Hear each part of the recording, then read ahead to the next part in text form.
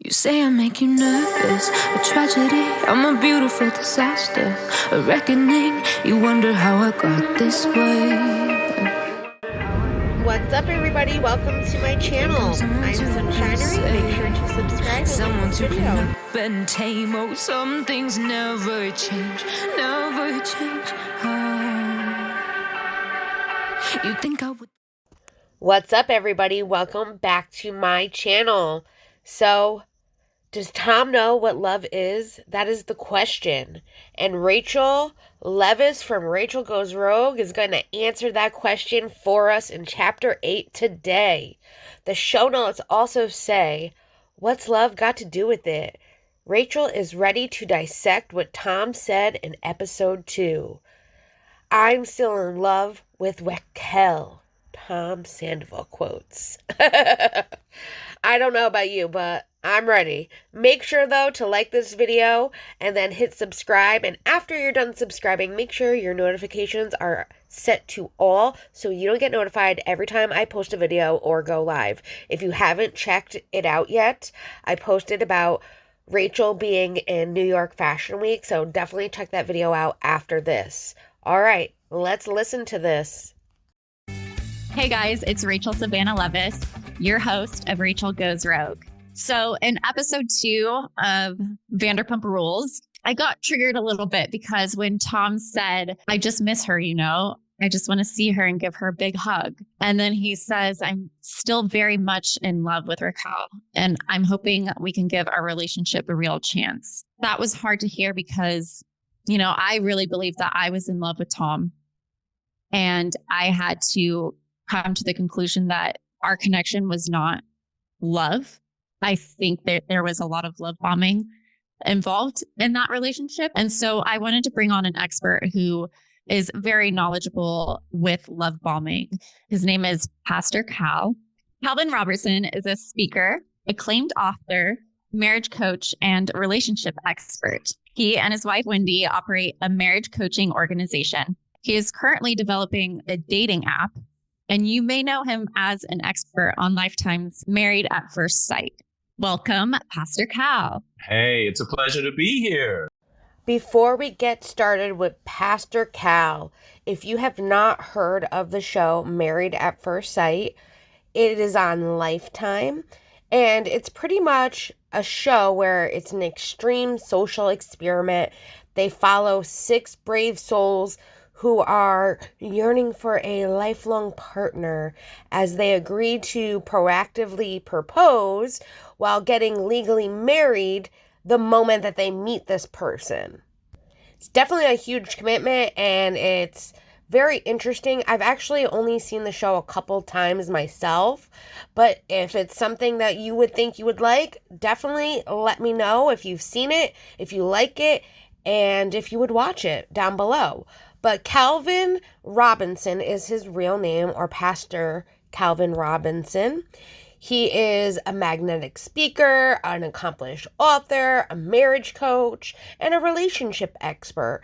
He actually has a background with working with reality TV, so I think that's really great for this episode as well. And I think it'll be interesting to see what he has to say. I know that their main focus is love bombing, but I think it will be interesting to see what he has to say about Rachel and Tom's relationship dynamic and what he saw based on everything he witnessed. So let's meet Mr.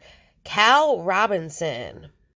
Okay, so I wanted to get into love bombing because I've noticed a pattern in my relationships that involve attention, adoration, gifts, and those are the type of things that I felt special receiving and loved. And so I wanted to talk to you and get more insight on why people love bomb and what is it really? What is love bombing? You know what? First of all, I'm really excited to talk about this because there's been a lot of talk about love bombing. Before I define it, let me tell you where it came from. Okay. Love bombing actually, I guess it's from like back in the 70s or even earlier than that, from a time when religious organizations, mostly cult-based religious organizations, would use this tactic to get young people to join them. And so what they would do quite often is they would, just shower them with love and shower them with gifts and do things sort of like just to ingratiate themselves and to bring people into their fold, right? Now, more recently, I'd say, I don't know, the last 5 years or so, we've seen a lot of the same terminology used when it comes to online dating and just in relationships in general. But there was a movie called The Mac. It's probably the quintessential example of love bombing, where the leader, or the star, his name was Goldie in the movie. He would tell women, he was a pimp, and he was pretty much telling women, you know what, look, baby, I can be everything. I'll be your mother. I'll be your father. I'll take you to the moon if you're not afraid. And these women would come in and he, string them out pretty much. So the whole idea here is that love bombing is just over flooding someone with gifts and love and all this other stuff, or it's supposedly love and all these other things in the hopes of that person becoming attached. And then, when that person resists or what have you, of course, they drop you. I think that's the origin of it. However, when you look at the actual word, I think we do a great disservice to love by calling this love bombing. This is not love. This is emotional manipulation. That's exactly what it is. You're grooming, you're emotionally manipulating a person who might feel as though they might need love, or they might need affection, or they might need attention because of a hurt, because of something they're going through, et cetera, et cetera. And so as a result, you find a person who may be vulnerable in some areas, and you take advantage of that vulnerability, but it's definitely not love. And we can talk about love a little later on as far as what love actually is, but this ain't it. Yes. Now, with love bombing is the act of bombarding extra love on the beloved and forcing dominancy and dependency in a relationship. That is really what love bombing is. Some of the signs of love bombing, though, might not faze you at first, but they are definitely signs. Like your intuition is voicing loud. You receive over-the-top gifts from this person. They ask you to stay longer. These are just little things, though, but they all add up. Your opinions don't matter. They're all about future planning, playing the victim card, always. They can charm you within a second. They force commitment too early, and you will be one of a kind to them. Now, this is something that Tom does to a lot of his friends and relationships. We've definitely seen it within his relationship with Kristen, within Ariana, even his friendship with Schwartz. This is something that Tom has done, and it's a problem that he has that maybe he is not very much aware of. I don't think he means to manipulate people and do this for the fact that he wants to create that dominance over somebody, more than this is his way to fight for himself, kind of in that sense, and be on top and have these people love him and control that relationship with that person. I think that's where love bombing can get confusing, when someone's like, oh, well, they do it on purpose. I don't necessarily think he does it on purpose. I think it's something that his brain automatically goes to, and he's not maybe self-aware of the fact that he does these things, and this is what he is doing. What do you guys think? Let me know down below. Okay, I'm glad you clarified that, because I've reflected on it and I can see how purpose of love bombing is manipulation, and it's to gain some sort of coercive control over the other person. And it's interesting that you say the origin of it came from cults and religious institutions, because the people joining churches or cults are trying to find a place of belonging, a place of acceptance. And when they're greeted with open arms and told that, yes, you belong here. Yes, we can show you all the love that you desire, all the love that you deserve. And it feels really good in that moment, because you're like, okay, I found my people. Right. Exactly. But then, like gradually over time, it becomes a control tactic. And absolutely, it's almost like that phrase of a frog in boiling water, where it won't jump out of boiling water, even though like it's going to kill them because it's so gradual. And I feel like it's a similar manipulation tactic. Like at first, you just think that this person is so in love with you and they adore you and they're giving you all this attention. But then as the abuse comes up and the control comes up, it may be like once in a month. And you think, oh, that was just a one-off thing, you know? Yeah. And you like give it a pass, but then it comes up more and more frequently. Yeah. And before you know it, you're so emotionally attached to this person that you know, like you just can't leave. That's what I experienced anyway. Yeah. Now, to me here, I don't think she's necessarily speaking about Tom more than she is James. Just by the fact that she brought up the whole, well, when you're getting abused and you give it another chance afterwards, it's never going to happen again. That to me, she's brought up those situations when it comes to James. I can see maybe like verbal abuse, or like emotional abuse with Tom, but not like physical. And that's where I'm trying to figure out if she really talking about James or is she talking about Tom. It would be nice if she clarified what kind of abuse, since there is different types of abuse, and it would give us a better indication. But I think for both of those relationships that she was in, it can fit both narratives. Like, this is what happened to her, and this is what she was longing for, was that attention, that love, that need, that want. And when someone gave it to her, she was drawn into it. And not necessarily all relationships are like that. There are just certain red flags that will keep continuing that show a pattern of, and it does take some time sometimes to see that pattern, to be able to be like, yeah, this is what's happening to me. Yeah. And it's unfortunate because I believe that what happens is that we misinterpret, we misconstrue what love actually is. Rachel, I have a definition for love that I've used for decades, literally.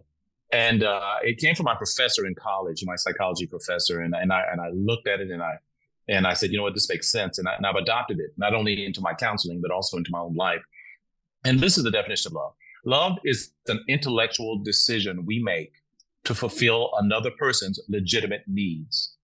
Okay? Mm-hmm. It's a decision that we're making to fulfill a person's legitimate needs. Mm-hmm. Now, with that comes patience, comes kindness, comes acceptance, comes tolerance. You know, it comes with that comes putting another person's interests ahead of your own. Now, that's how we define love.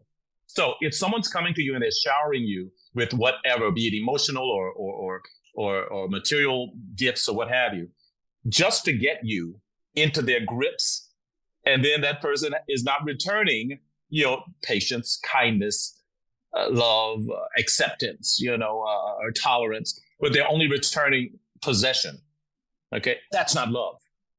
Not by any stretch of the imagination. When I love you, I am deciding to be committed to you. I'm deciding to appreciate you. I'm deciding to respect you. I'm deciding to value and esteem you. Okay. So when we talk about loving someone, it's a whole different thing as to what we see when people are love bombing. I call it, as I said, you know, emotional manipulation. And people who fall into that, I turn the frame a manipulationship. You know, it's like, they're in this manipulationship where they've been tricked into this thing, and now they're attached, right? Yeah. It's not. You made a statement. It's not that you can't leave, but it's that your heart is in it.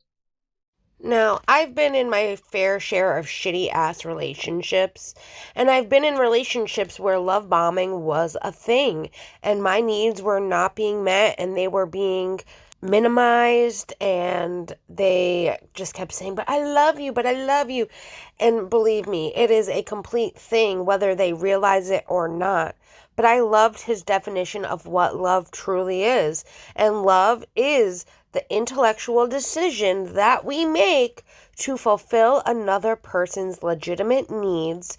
And with that comes patience, kindness, acceptance, comes tolerance, and another person's interests ahead of your own. And until that I found that I always was the one putting my needs last and that person's needs first. And until I started putting my own needs first and started taking care of myself, did I realize that that was the most important thing. Because if I couldn't take care of myself, then how is anyone else going to love me?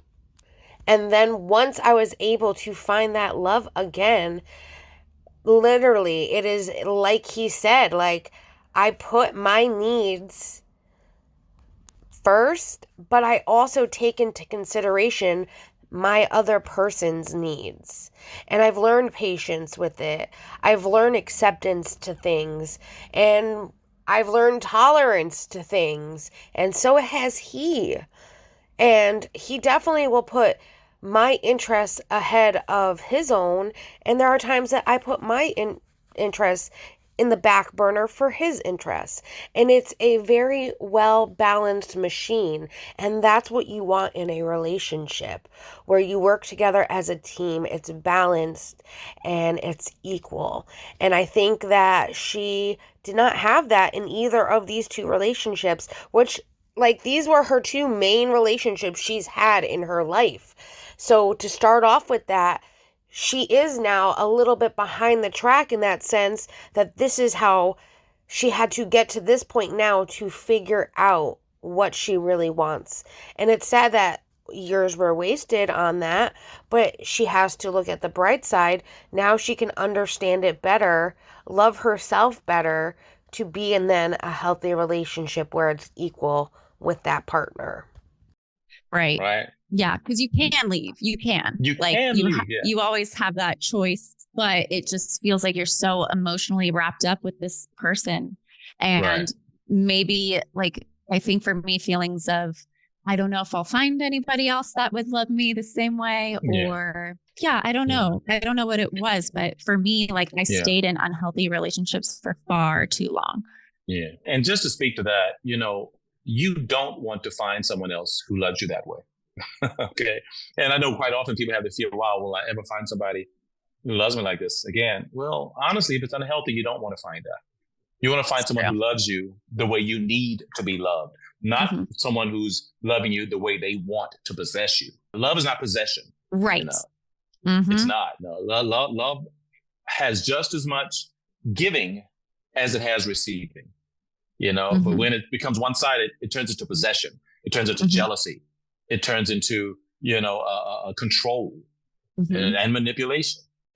And I do understand where she is coming from. She might not realize it now, but she stayed in that relationship, in both relationships, in that sense of fear that she might never find somebody that will love her like this, because she was so drenched with the love bombing that she really thought that she would never find anyone else, or she was scared to leave, scared what the world would have to offer if she did walk away. What would be the next step moving out, since they were moved in together, not Tom and her, James and her, but, like, you know what I mean? Like, she was probably scared, and she probably didn't know, like, if she left this person, what would be next for her.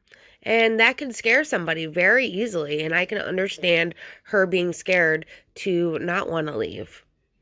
But, like, with the Tom situation, I mean, they didn't have a place together. Yes, they both had emotions for each other. But in the sense, too, he wasn't hers. And though they might have planned things, those plans weren't actively being pursued. And I just think she could have walked away at any time, and she could have said, like, this is not right at all, and done something better for herself. Yeah. So I just wanted to fill you in really quick, because I know that you're not as familiar with Vanderpump Rules as some of the listeners listening in. So I fell in love with one narcissistic asshole. And after that relationship ended, after 5 years of being in that relationship, I fell into the hands of another narcissistic asshole. Sorry to say those words, but I feel like, it's okay. I feel pretty passionate about it, I guess, because this is like all of my 20s pretty much. And I feel like I maybe missed out on some precious time learning these lessons the hard way. But in that first relationship, this guy told me that he loved me like 1 week after meeting me. And I thought that was a bit odd because how could you really love somebody so quickly? But we discussed doing a long distance relationship and I felt like I had nothing to lose. And so we worked it out and had a situation where he would come up to see me every 3 weeks and then I would come down to see him every 3 weeks. And we would just kind of flip flop like that.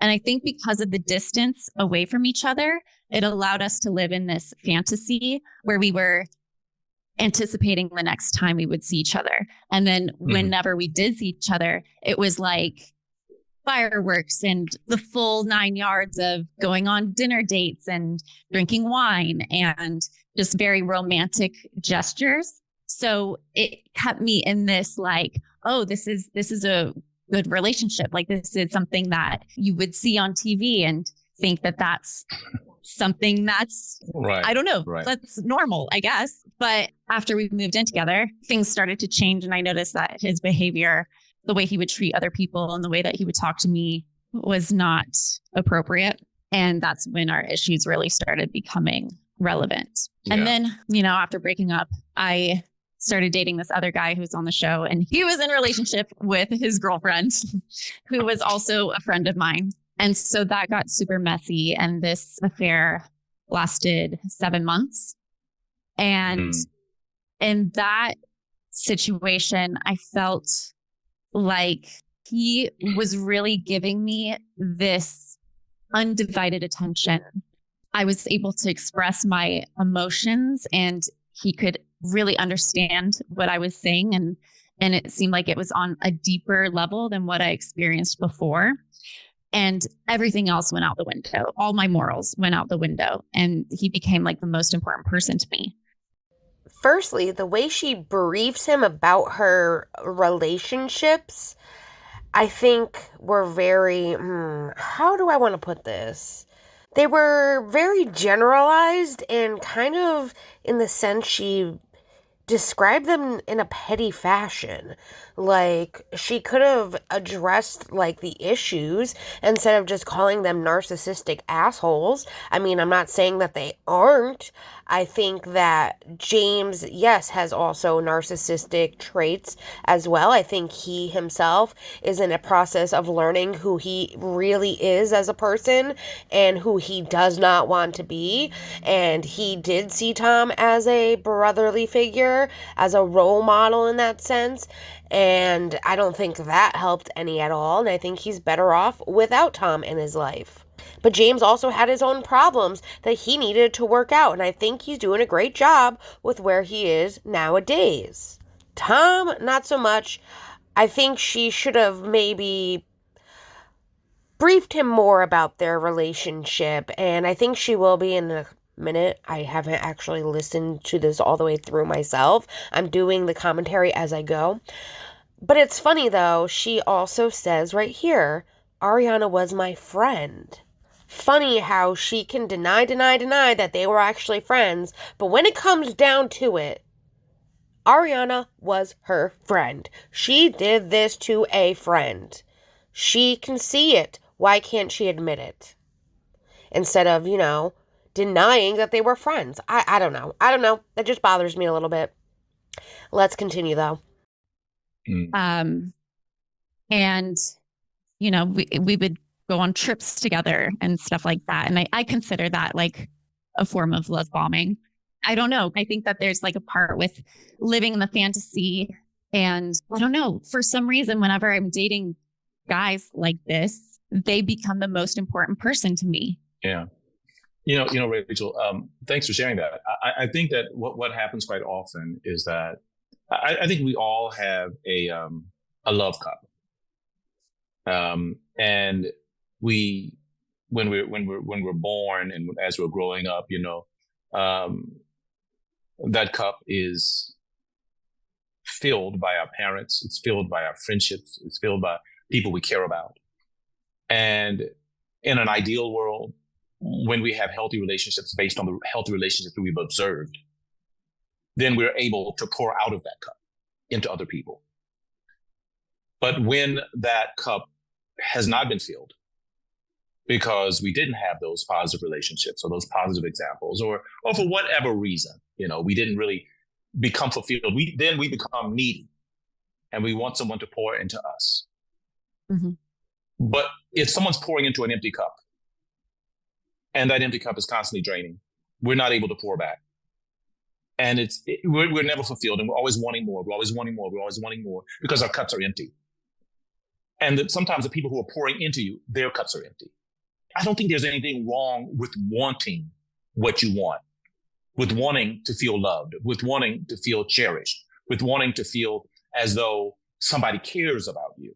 I think that's what we all want. I mean, that's, in the hierarchy, Maslow's hierarchy of needs. He talks about, that need for affection, and self-actualization. So I think those are things that we all of us naturally need. The problem is when people who are not good for us can smell that. They smell it like blood in the water, and they can see that you're vulnerable. And because they're empty, because they're not fulfilled, they take advantage of you. And it becomes this ugly cycle.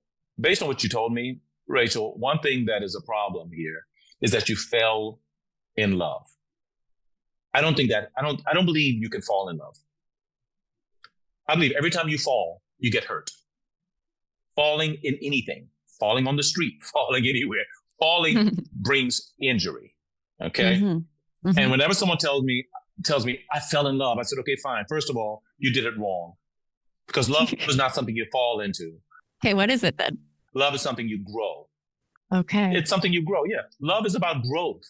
When I fall, I have no control over my falling.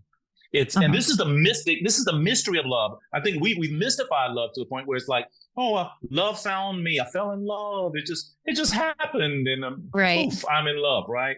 But what happens? And remember, we talked about making a decision. Next time around, find somebody who has compatible values to you. Mm-hmm. Someone who has compatible values. In order to do that, you got to know what your values are. Right. Mm-hmm. You have to know, what are those irreplaceable principles that you live your life by? What are my values? Is my value loyalty? Is my value honesty? Is it family? Is my value kindness? Are these the things that I live by? The things that I need in my life to make me happy? Find out what your values are, and then find somebody who has compatible values to you. And even if their values are different, they must have compatible differences. Like, for instance, if you're an introvert and that person's an extrovert, then that might be a compatible situation, because they could bring you out of your shell, or vice versa. But what you want to do is find someone who actually has strong values, strong principles, and then make a decision. If this person has all if their compatibilities are suitable to yours, if their values are suitable to yours, make a decision that I'm going to grow with this person. And at that point, remember, you're growing in love, you're watering it, you're nurturing it. What happened to you is that you never built a foundation, a love foundation. So anything you were doing, whether they were gifts, strips, or whatever, that's all just fluff crap. That's just crap. That's just fluff. But it's not real. That's not anything that's going to hold you. That's not anything that's going to make you feel good at, as you grow old, or make you want somebody to be by your side when you're going through a terrible sickness. Or this is what love is. Pastor Cal is absolutely right, and I agree with him. I don't think she had a foundation. She fell in love in that sense. She didn't grow in love, and find someone that has the same morals as her and get to know that person for all that they had to offer, to realize that this might be someone she wants to grow in love with. And I think that's a beautiful thing that a lot more people have to understand about what love is. Falling, like you said, you never get anything good from falling. You get a bruised, scraped knee, and, maybe a Band-Aid. But when you are growing, you are nurturing, you are watering that seed, you are taking care of that plant, and together it grows into something wonderful and amazing. And I think that is something that she really should take a value with this right now, and realize the last two relationships, there was no foundation. It wasn't any growth at all. It was not love. It was a lesson she needs to take for the rest of her life and realize these are what makes her stronger this day. This is what makes her better this day. This is what makes her able to know herself. And I think learning to love herself, learning to understand herself is an important thing, and she needs to work on that a lot.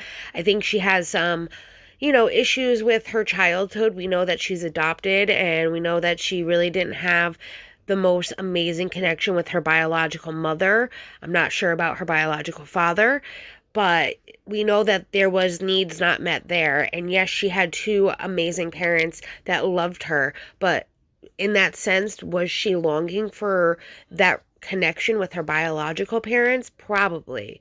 So I think there's a lot of growth still to come for her if she accepts it.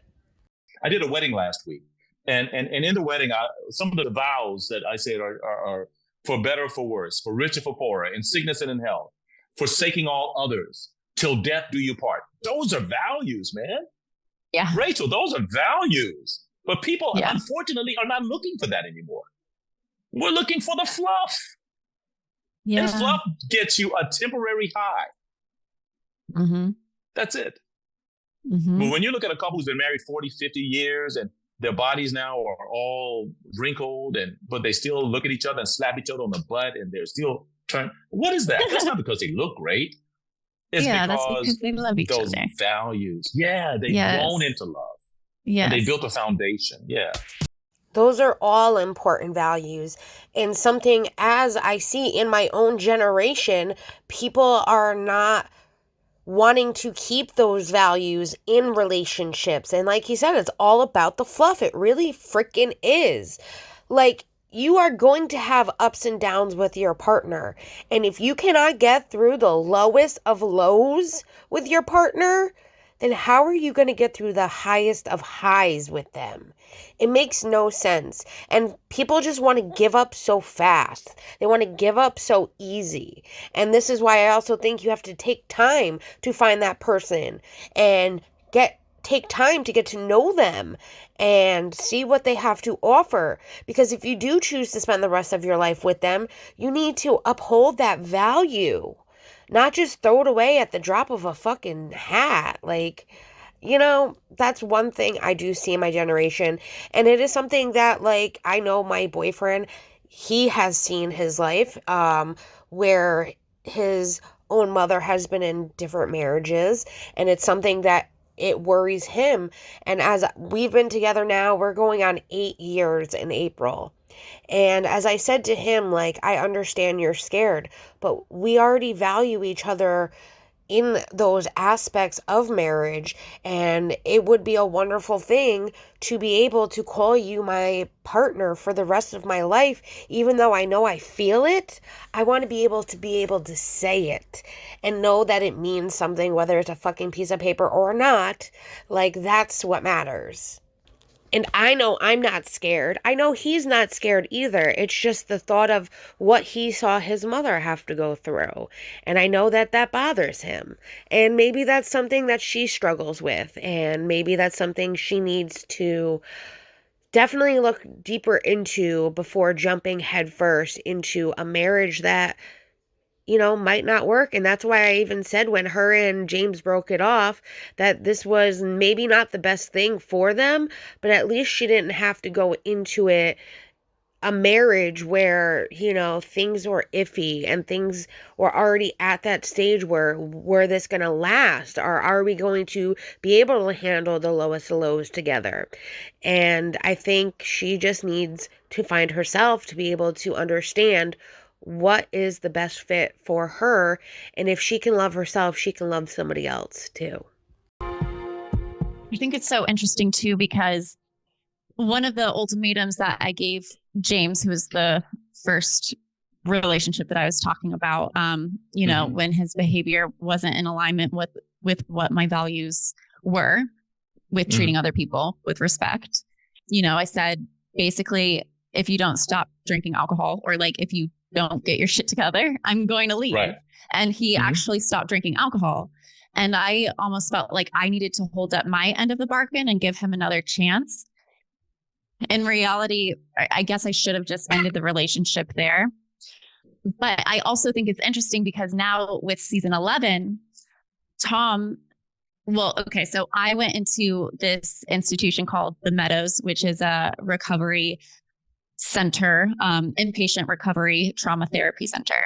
And I told Tom that there's a very high chance that I will not drink alcohol when I come out of here. He decided the weekend that I went in that he was going to stop drinking alcohol. Yet he couldn't stop drinking alcohol when he was, this sounds so bad.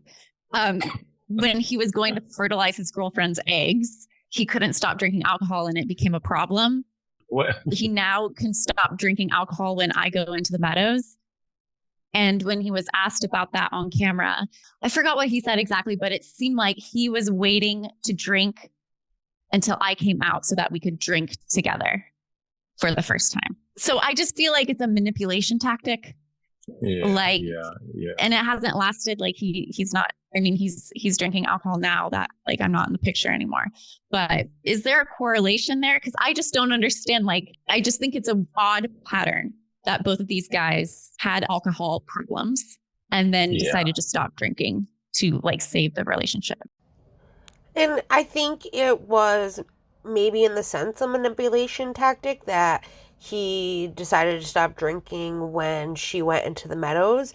Maybe he thought it would help him. Maybe he thought it would give him a clear head and a better understanding of everything that's going on. I mean, it doesn't necessarily mean that he did it so that way when they got out, they could be drinking together again.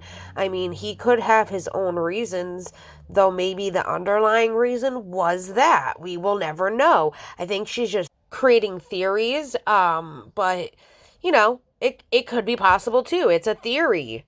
And if she didn't give James an ultimatum, like, I don't get that. She said she gave him an ultimatum, and when he actually did stop drinking, she then decided, well, I have to give him this chance because he actually did what I wanted.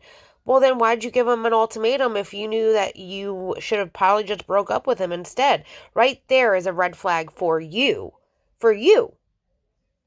But I understand it's scary then thinking about what the world has to offer on the other side if you do leave him, if you're not with him anymore. So, you know, it plays both ways. Them not drinking didn't save the relationship.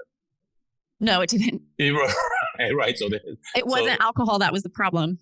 Alcohol was not the problem. No. It was a side effect. Yeah. It was exactly. Yeah. Exactly. So it was a symptom. Exactly. So it was not the main thing.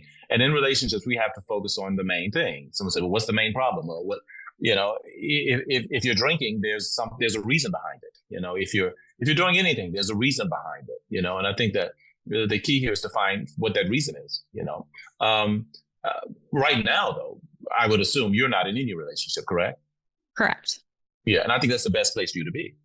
You know, because this is a recalibration time for you, a time for you to find out what's important for you, a time for you to determine what your values are and to go about this thing the right way. Well, you obviously are a person who craves a relationship, as we all do.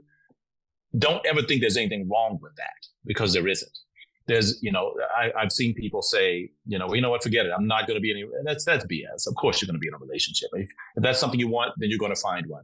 What you have to do is simply just monitor yourself and make sure that, you know, the next time down the road, and there will be another time, as I said earlier, make sure that that person is someone that you can see yourself with 10 years from now, 20 years from now, not because of what they have, not because of what they bring to the table, but because of who they are.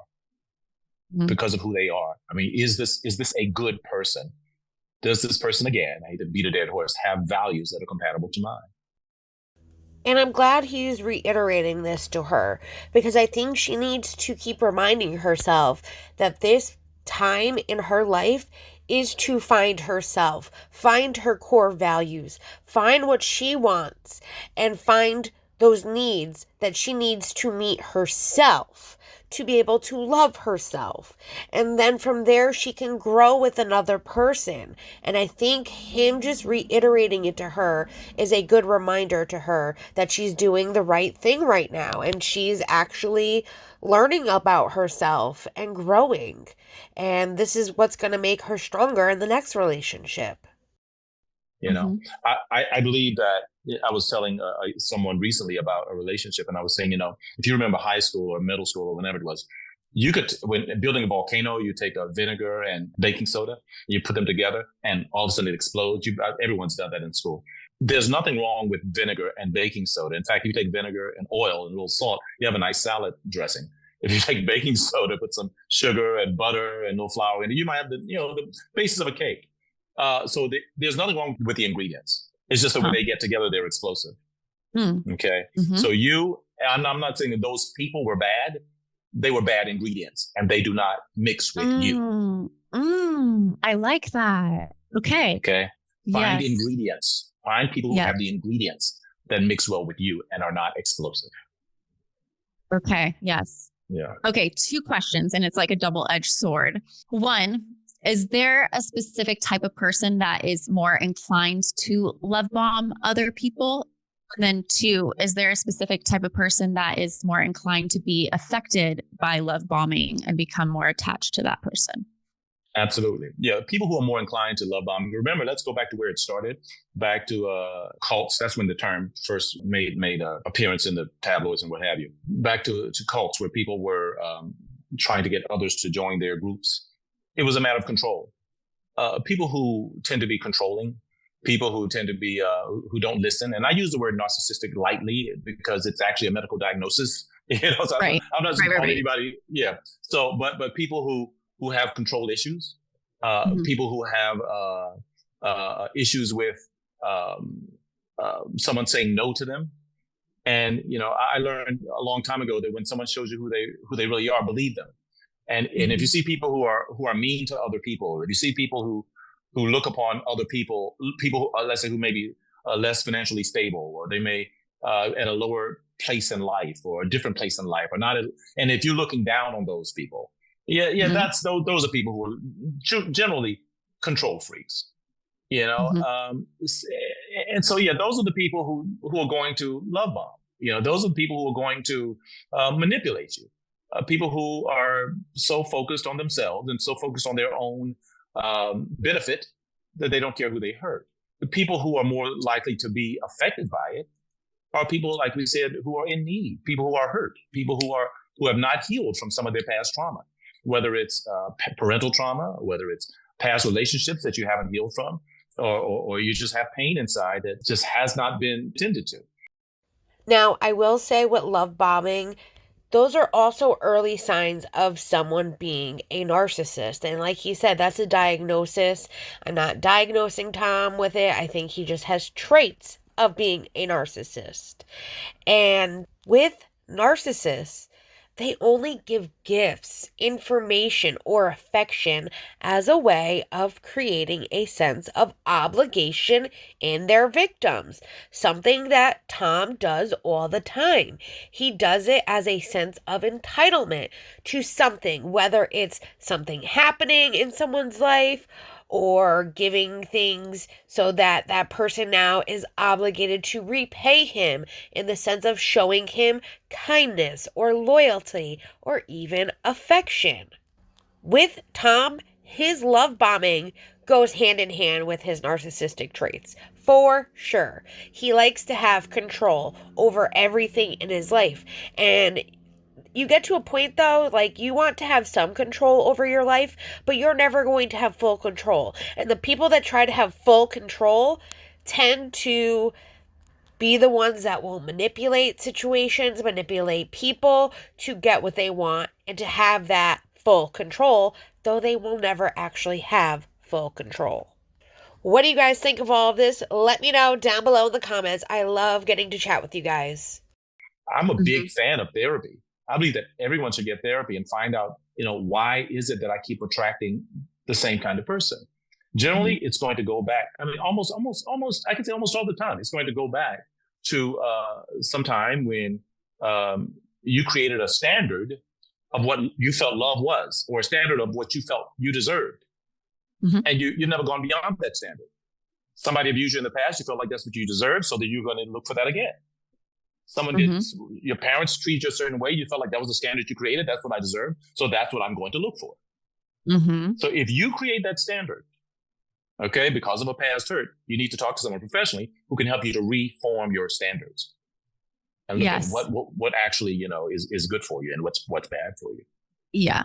I feel like my parents did the best that they could. Mm-hmm. My younger sibling had a lot of behavioral issues, and actually, like, taking a step back and looking at that dynamic, there's a lot of similarities between James and my younger sibling. So I think it was like something that I was familiar with and something that I've accepted. Right. I'm able to survive in that kind of situation. And I viewed myself as someone who is patient and understanding, and thinking that this person is misunderstood.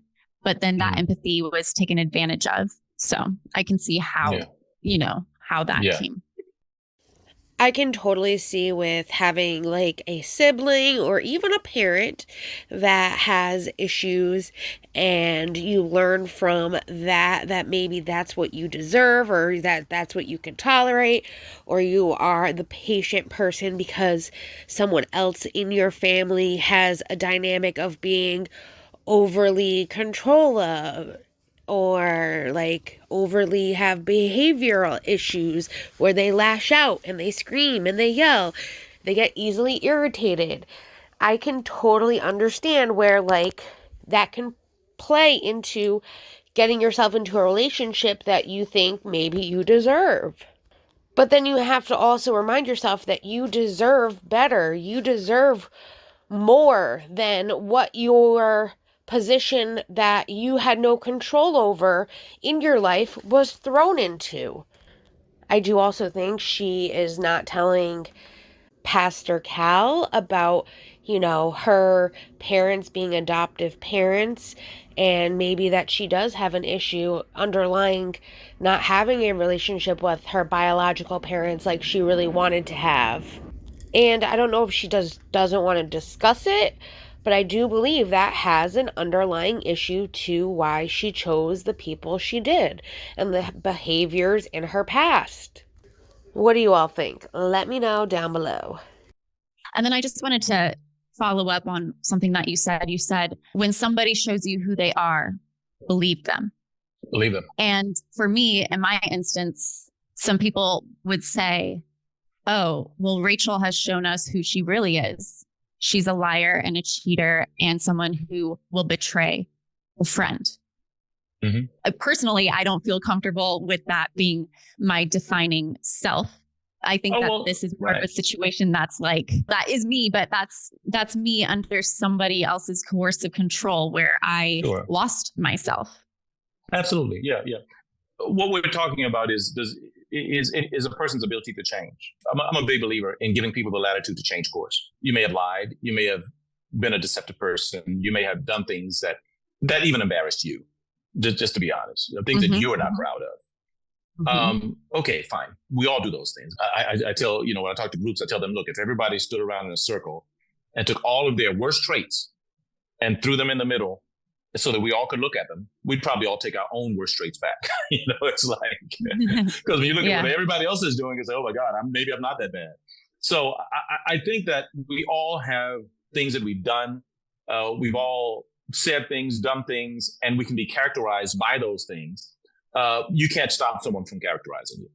But what you can do is change course and make sure that if no one else believes you, that you believe that you're a different person.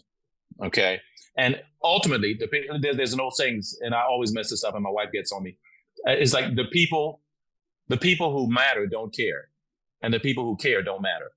Is that right? Yes. Yeah. Yeah. The people that matter don't care. They don't care. And the people that care don't matter. They don't matter. Exactly. Yes. Exactly. And so that's, So, and I think that's what you have to focus on, because, you know, if someone shows you, and I think the whole idea, if someone shows you who they are, believe them. I mean, if someone has repeatedly been a negative source of pain in your life, and you're trying to change them, but they never change, believe that's who they are.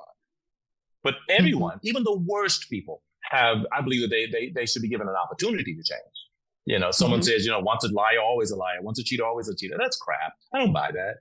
I believe liars can be great people. I believe cheaters can turn their lives around and become great people. I think everyone has the capacity within us to be better than we are. I completely agree with both statements, though. If someone shows you who they are, believe them. And if they are repeatedly making that same wrong choice, then that is going to define who they are. And I necessarily don't believe that he doesn't believe that once a cheater, always a cheater, because that then is repeating bad behaviors, bad patterns, and that ultimately defines who you are. I mean, could we all have been fooled that Tom was a different person, that he was never going to cheat on Ariana, and they had a great relationship? Sure, we all were fooled. But ultimately, he had the same patterns of behavior as he did from the last relationship into this relationship. And I hope not the next relationship, but ultimately, it'll be up to him to change and to prove to people he isn't who we all think he is. Because right now he's swinging low and he's proving to everyone that once a cheater, always a cheater. He has actually proven that. And it just took time. It took time. And clearly the growth that he had made wasn't real growth. It was all hidden behind a mask. And he ultimately was that person that we thought he was. We all have that capacity. Now, unfortunately, there will be people who are frozen in time. And whatever you did to them, they will always remember you for that. Can't do anything about it. All you can do is just be a better person, be the best person you can from that point forward. Eventually, they might see it. They may not. That's not your problem. So I think I was too patient in that affair. Like, I believe that Tom was working on breaking up with his girlfriend. And he was telling me that he was actively breaking up with her and didn't want to be with her. And I believed him. But, why I'm frustrated at myself that I didn't just put my foot down and then no, this is not okay. And left and actually close the door on that. I don't know. Can you speak to that? Yeah, I can. You know what? Look, are you the kind of person who wants to believe the best in everyone? Yes. But now I'm not so naive. Right. But I do want to believe the best in people. Yes. Yeah. I feel like people are innately good, but then I'm also learning that they're, good and bad is just a perception. It's not even real. Yeah. To some extent, I think there are bad things and there are bad people that are just empirically bad. Look, people who hurt children are just there's just a badness there. I don't think that's perception. I think people who kill, indiscriminately, not in self-defense, but who kill just intentionally without any remorse. I think those are bad people. I think that's there's some kind of misfiring in the synapses in their brains or something that causes them to be that way. In the religious world, they're called, evil or just sinful people. But I think we all have a natural desire. Well, I want to think that we all have a desire for good, even though we have a tendency to do bad. That's what I want to think. Yeah. I mean, I don't know who taught her that good and bad was just a perception. That right there is so off base.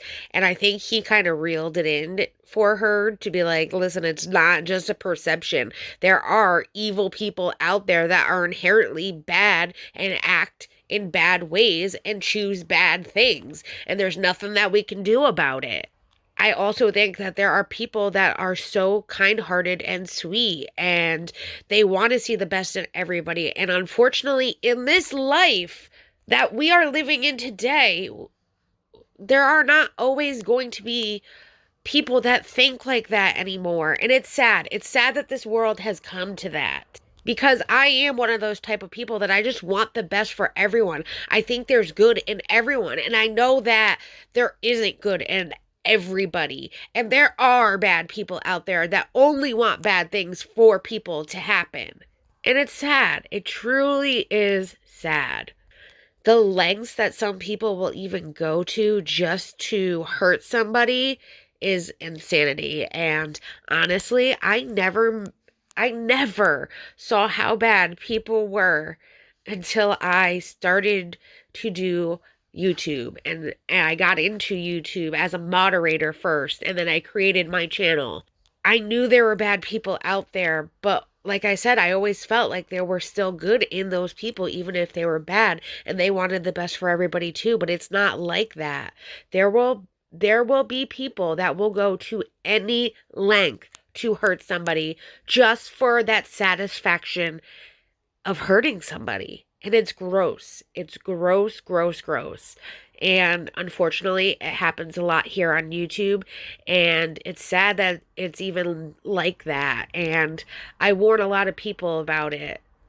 And I do know that a lot of you don't know me from a personal side, which I hope that you do get to know me from a personal side of things.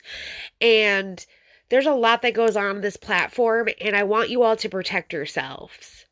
One big thing that you could do to protect yourself is change your YouTube name. Now, when you create a YouTube account, it goes off your Google account and whatever name that you have there. With YouTube, if you go to your homepage, your page, because once you make an account, you have a page now. There is an area where you can go change it. If you have your full first and last name, there are people out there that will use that against you, and it's sad. But that is one way to protect yourself. Change it into something you like or you want to be called, whatever the case may be. Protect yourselves. And this is something that I do want to get into on a different level other than our Vanderpump Rules stuff. So definitely look out for a live or a video where I will be discussing things about the internet that most people don't realize when they just come to look for entertainment. If we all had a natural desire for evil, I mean, the world would be just in complete chaos. You couldn't trust your neighbors. You couldn't trust your family. So I think that there is something in us that wants good. Yeah. And I think that's that's who you are. But the problem is that when someone is obviously doing things that are just outlandish, and you're still saying, well, I want to believe you. I want to believe you. I want to believe you. And they're still doing the same thing. But I'm going to give you a little grace. I want to believe you. Mm-hmm. At some point, you got to slap yourself. And you got to realize, wait a minute, that person's not the idiot. I'm the idiot. I'm the idiot. Yes. Right. Yeah. Because you're doing bad things, but I'm there still enabling. I'm there still, cajoling. I'm there still, it's okay. And then I said, well, he's not. No, that person, you're the idiot. Because you're still there. Yeah. You're still enabling, Yeah. So, that wake-up call has to happen. For sure. Yeah. And I hate to even rehash this too, but it happens here on YouTube a lot. A lot of enabling happens. There's a lot of people that believe someone for their word. Then they start feeling bad for them, and they will help them. And they're truly being sincere with wanting to help them. But they might not be aware of what this person has done previous, that they might have scammed other people before or done things to manipulate people into giving them money. And it's just crazy, the enabling that happens on this platform with those evil people that will do anything to hurt anyone. And it's something a lot of people have to watch out for. It's one of my main reasons why I like to show proof to things, even though we're talking about Vanderpump Rules. I want you guys to see what I see. I want you guys to hear what I hear, so you get the context of it, so you can make your own decision about it, and you can have your own opinion about it as well. I don't want you to just take my word for things. I want you to explore and research and learn and see for yourself as well. Okay, so I want to ask you, if you're in a relationship with somebody and you realize, oh, wait, this might be love bombing. How do you, once you identify it, how do you go forward? Because if I can just give you an example, when I was at the Meadows, Tom and I would send letters to each other. So I got a big package. There was 3 items in there: a friendship lamp where you tap it and it changes colors, Bluetooth connected, 1 lamp per person. And I was like, oh my gosh, that's actually a really cool gift. And then the second thing that was in that box was an Us magazine. And we were on the front cover in a little square on the top right. And I was like, oh my gosh, I've always wanted to be on the cover of a magazine. I didn't think it was going to be like this, but like still cool, right? And then the third item that was in there was a letter. And I was like, okay, I'm going to take this letter with me and read it later.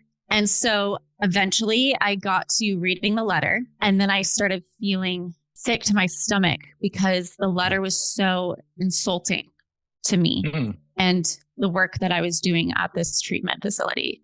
He was basically saying, in all the years that I've known you, I've never seen you so dependent on a place. And he was trying to convince me to leave the Meadows and come back to him. And I knew that that wasn't right for me for various reasons. But one of them, I expressed to him, like, I don't think that gosh, this is heavy. I don't think I'm safe to myself if I leave right now at this point. And he tried to convince me to leave anyway. And that's when I really knew that this person does not love me. And this is a love bomb tactic to try to have this control over me. So if somebody is in a position like that where the light bulb clicks, how do you approach it? Now, before Pastor Cal goes into what things you could do to get out of a love bombing situation, it is important to be honest with yourself about the situation that you are in. This behavior rarely improves on its own, and enabling it can result in devastating consequences for your well-being. And you need to remember, it's not your job to save the love bomber, and you can't change the behavior. Something that she should have been able to recognize when she was with James, and the drinking was an issue because when he would drink, he would be really irrational and disgusting to people, and that's a behavioral trait, though he was drinking. And though she thought if he could stop drinking, he could change. It takes more than just that. Now, when trying to make a change, you have to think about the change. You have to start preparing to change. You have to physically make the change, maintain the changes, and then you'll have a more stable, safer lifestyle for yourself. Yeah. You can't be afraid to lose what's not good for you. And I think quite often, when people are in situations like this where they're being emotionally manipulated, the easiest answer is to cut off all communication. That's the easiest thing. But it's also probably the most difficult, because people in those situations are going to be asking, well, what am I going to lose if I do that? No, I'm going to lose. Well, here's the bigger question is, how bad can it get if you stay? And the answer to that, it can get really bad because it's already bad. So it can only get worse. At some point, you have to start looking at you. You have to start looking at what's good for you. And this is where you have to become selfish. And I don't mean selfish in a negative way. I mean selfish as in self-focused, as in focusing on what's better for you. If someone is first of all, anytime someone is leading with material gifts or leading with anything except their heart, and I'll tell people all the time, listen, if someone's first overture to you, if the first thing they bring to you is a gift, step back. If the first thing they bring to you is a compliment, okay, but if the first thing they want to do is for you to get to know them, if they bring vulnerability, if they bring kindness, if they bring patience, if they're giving you room to know them, and then they're taking space to know you, well then okay, fine. But if you're coming with things that only spell control, I'm going to give you this gift, now you're indebted to me. I'm going to give you this, now you're indebted to me. If you want to get rid of that, you can't be afraid of losing. You just can't be afraid of losing. And the only thing that gets rid of fear is knowledge. The only thing that gets rid of fear is knowledge. I was afraid of swimming until I learned how to swim. And I realized, oh, wow, I'm not going to die. Oh, no, I'm not going to drown. Okay, fine. My knowledge got rid of the fear. Yeah. And so once a person is doing that to you and you're afraid of losing, think about it, or have an objective party to help you to see, hey, this person is actually doing this or this or this or this or this. I need you to look at that. Look at the pros and the cons far outweigh the pros in the situation. That knowledge has to wake you up. Yes. Okay. Yes. I think these are all great things for her to indulge in and take with her and move forward with and learn from her past mistakes. I think she needs to learn, though, as well, that she needs to accept her past for what it is and that it's got her to where she is today. Because I do hear that she's kind of still lingering in the past and she's still upset about things the way they happened and how they happened, and you can't go back and change that. There's nothing you can do to go back. You can only move forward, and you need to accept what has already happened so you can move forward and take that growth and knowledge and use it to your benefit to be a better person, to do better things, and to apply it in a more mature way where the growth shows, the understanding of what you did shows, and that you have become this better person for not only yourself, but for someone else as well. Yeah. Well, my therapist was like, she recommended just cutting off all ties. And I was like, well, what if I was like, well, I feel like I need to explain to him or like give him a reason why. And she was like, Rachel, no. She was like, no. Therapist. Okay. Yeah. And so, I just didn't call him again. And I blocked his number. And, some people would consider that ghosting. And I think he was hurt by it because, he didn't get any closure. I hate that word. Closure is so overrated. Okay, closure is so overrated. I've seen so many people go back into relationships in search of closure. We need to have closure. We need to have closure. Look, if you want closure, sit down and write a letter to him or type a letter to him and then burn it. If you want closure, sit down and do something that does not involve him. You don't need another person to have closure. I don't need to go to the person who was injuring me to get closure. Because what I'm doing is when I go to them, I'm still creating a new connection. Mm-hmm. And that new connection is going to need closure. You never get closure until you close. That's the essence of the word. Closure. Close it, shut it, tighten it, cut it, burn the ends, be done with it. Okay, that's what real closure is. It's not creating a new connection with that same, detrimental situation. And thinking, well, if we talk about it so we can feel good about it, that doesn't work. It doesn't work. Close it. Tell him, this is it. Take care. We out. Deuces. And that's it. Deuces. Yes. That's it. And it doesn't mean he's a bad person. It just means that as an ingredient, you're an ingredient, he's an ingredient, you're baking soda, he's vinegar. It just doesn't work. I love that analogy. And that is something that Pastor Cal is absolutely right about. You can seek closure without making that connection with the person you want closure from. Closure is within. One thing that people do all the time is they like to announce their departure. They like to announce why they are leaving, and that is it, and you can't say anything else because they are leaving. But you are saying something and not letting them have that turn to then respond. That is not closure. Like he said, it's making another connection, and then it becomes an endless cycle. I love that he says, if you want closure, maybe just write a letter to that person and then burn it. You don't need to send it to that person. You are then ensuring that closure within by doing that. You are getting your words out, whether they hear it or not, and you are applying that closure with that person or said thing, and then you're moving on from there. And a lot of people need to learn what moving on is and not engaging with toxic people that are toxic to your life. And I think that's a very wonderful lesson that he is preaching about here. Now, this last little part, he does go into his app. So let's take a listen about Pastor Cal's app. Correct. Oh my goodness. Okay. Well, do you mind telling us about this app that's in progress? It's so funny because we're on the very verge of that. And this so ties into what we're talking about, because when it comes to relationships, there's so many people, Rachel, who are on apps, and I don't know what the percentage is. It was about 19% of people who get married now meet online. I don't know what it is now, but people are swiping left and right, and people are feeling disposable. And every time, even on the show, everybody I talk to, they say, I hate dating apps. I hate dating apps. So what are we doing? We're coming out with an app. First of all, it's 2 applications.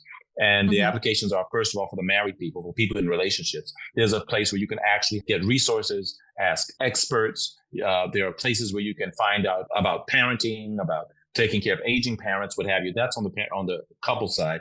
And on the single side, it's a matchmaking service. And what I love about it is that we're not swiping left and right. What you're doing is that you're going to have to answer questions that we give you. And those questions are filled into the algorithm. And then we find one match who's good for you. And that's the only match you're going to see. However, you're not going to see that person. You're going to see an avatar of that person that you create during the onboarding process. And you have to mutually agree to remove that avatar. Remember, the whole idea is getting to know each other from a values-based perspective, not just looking, you're a pretty girl. No, they would swipe. I don't know if it's right or left. I don't know what it is. But they would swipe you, yes. You know what I mean? But no, we don't want that. We want people to get to know each other from the inside out. We're trying to change the game and turn this thing from a meat market to a mate market. That's what we're doing. Mm-hmm. And the app is called Marriage Ain't for Punks. That's the name of the app. And it's going to be Marriage Ain't for Punks. It ain't for punks. And marriageaintforpunks.com is our website. And you can find us on Instagram or what have you, all over the place. We're expecting it to be ready probably within the next 30 days or so. Amazing. So it's going to be exciting. Yeah. I love it. That's amazing. Well, thank you so much, Pastor Cal. I'm so grateful to have you on with all your knowledge on everything that we discussed today. I feel like we covered a lot. Yeah. I hope you got something from it. Yeah, I definitely did. It was a delight to talk to you. Likewise.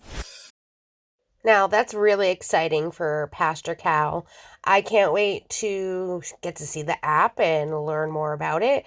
I think it's both helpful for people in relationships and people looking for love. I think that's a great idea to kind of eliminate seeing somebody and matching with them on a different level, more of a value connection kind of level. I think that will be wonderful, and I'm excited to see how it works. Not from the dating side of things, but I'm excited to see from the couples aspect of things how that works and what that will develop into through time as well. Hey, maybe Rachel will be the poster child for the dating app. You never know, guys. You never know. That'd be interesting to see. Do you guys think that would be interesting to see? Let me know down below if you would like to see Rachel try this dating app out once it's fully up and running and working like it should. Now, did we get our question answered? Does Tom know what love is? I don't necessarily think we got the answer to the question. I think it should have been titled more, does Rachel know what love is? Because I don't know if she really understood what love really was until sitting down and having this hard-hitting conversation. There are things that she's completely stuck still on that she needs to kind of learn from and move on. And maybe seeing the show is rehashing those feelings, because clearly the show was shot only like 2-3 months after the affair was found out, after the reunion, all of that. So the emotions that are felt then might not be the same emotions now. As we know, Tom is in a relationship per se, or should we say situationship. He is seeing somebody, they are hanging out and doing things together, and they're going out and about in the public as well. I do think that he has some work to do for himself, and his behaviors will never change if he doesn't get some help for himself. I don't believe that he's gotten the necessary help that he needs. If anyone's gotten the help that they've needed with everything that's gone on in the situation, Rachel has done the work. I will give her credit where credit is due. She is doing the work. She's actively trying to change and better her situation and better her life. But I want to hear what you guys thought about this episode. I am kind of bummed in the sense, too, that he didn't really touch base on the reality TV aspect of love and production and things like that. Maybe that'll be for another time. Maybe he can come back and discuss that. You never know. I would love to hear more about Married at First Sight and how he does things for the show and how that works production-wise, too. But I hope you all enjoyed this episode, and I will be back with more content for you guys. So make sure to like this video, then subscribe to my channel. And like I said, after you subscribe, you have to go back and hit notifications to all so you can get notified every time I post a video or go live. Bye, everyone. Have a wonderful, fantastic day. On your arm once you cover up my bruises and battle scars, but it always ends the same. Can't bear the things I've had to face. Got you crying on your knees in pain. Oh, some things never change. Never